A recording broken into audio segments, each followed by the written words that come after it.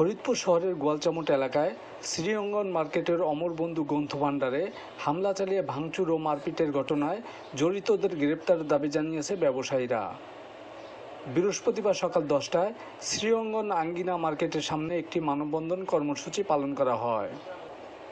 এ সময় বক্তারা বলেন, গত 23শে মার্চ অনুপম মণ্ডলের নেতৃত্বে কিছু উচ্ছৃঙ্খল যুবক ব্যবসা প্রতিষ্ঠানে ঢুকে সেখানে থাকা বিভিন্ন প্রতিমা ভাঙচুর করে এবং নগদ 18,000 টাকা নিয়ে যায়।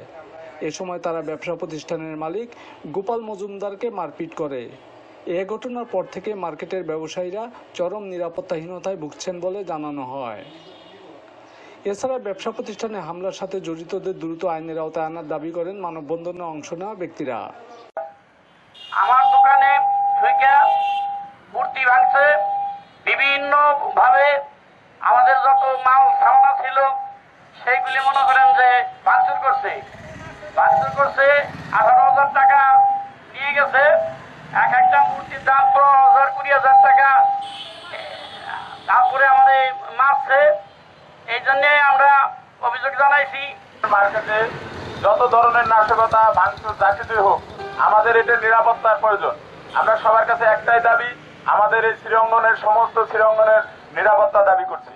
আঙ্গিনা মার্কেটে যে কোনো রকম সবসময় আমরা অত্যাচারিত হচ্ছি, যে পোলাপানাকে টাকা চায়, চান্দা চায়, এইগুলো আপনার একটু আমাদের সমাধানের ব্যবস্থা করেন। ভাঙচুর করে দোকানে, এই যে আপনি 23 তারিখে এসে গোপালদার দোকানে ভাঙচুর করছেন, এই জিনিসটা আপনারা আমাদের ব্যবস্থা নেন।